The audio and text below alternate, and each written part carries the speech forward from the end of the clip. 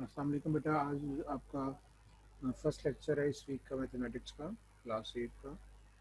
Last time हम लोगों ने चैप्टर 7 जो था उसके बारे में कुछ बेसिक चीज़ें डिस्कस की थी और हम लोग 7.3 सॉल्व कर रहे थे और अभी से कुछ रिमेनिंग पार्ट जैसे क्वेश्चन 1 के 4 पार्ट्स थे वो गालबन हम लोगों ने लास्ट वीक कर लिए हैं। आज हम लोग शुरू करना जा रहे हैं इसका question number 2। So let's start today's lecture. Question is in a parallelogram. One angle is 28 degree greater than the other. Find the angle of the parallelogram. So बेटा अगर एक एंगल लेट्स सपोज कर लें कि अगर x है, let's suppose angle A is x. The next angle is 28 degree greater. So the next angle will be x plus 28.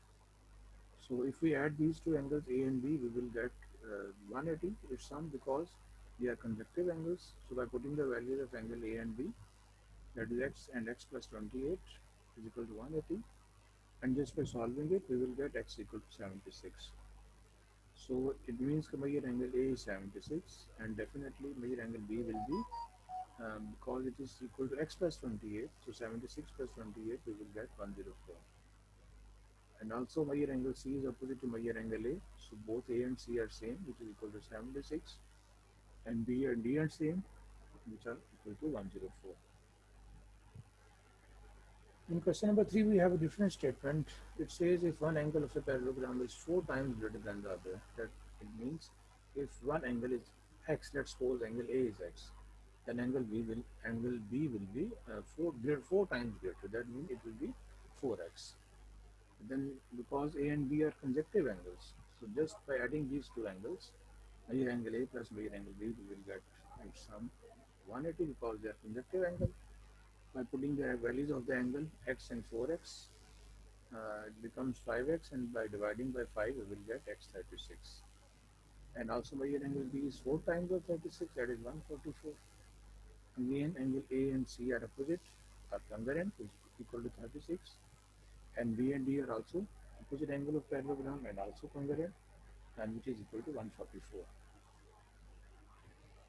Next, uh, it says question number 4, the measure of the angle of a parallelogram is 85. What are the measure of the other angle? It means that let's suppose that angle A we have that is 85, and let's suppose that angle B is x, and also angle A and C are opposite angles, so A and C will be same and each equal to 85.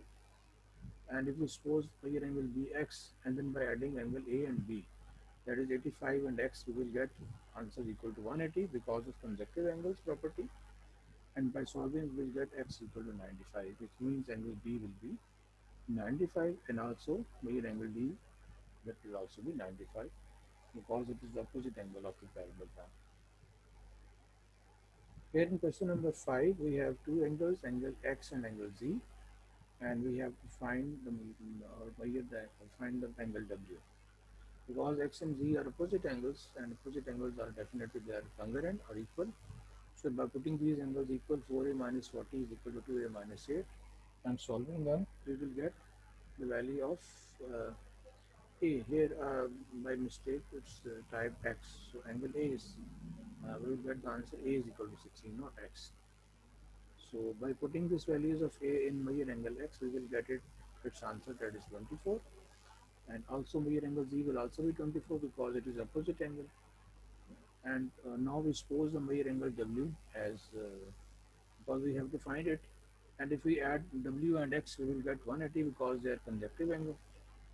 By putting the values of X, which is equal to 24, and by solving we will get the angle W, that is 156.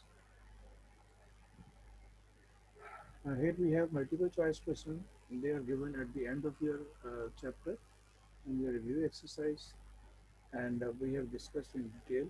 And now in first MCQ, so two lines on a plane that do not intersect each other at any point, they are called parallel lines. And parallel lines are always same distance apart. Number 3, if three parallel lines are intersected by two transversal in such a way that the two intersect of one transversal are equal to each other, then the two intersected on the second transversal are also equal. That is D option. Next, vertically opposite angles are congruent. We studied their properties. Alternate interior angles are also congruent.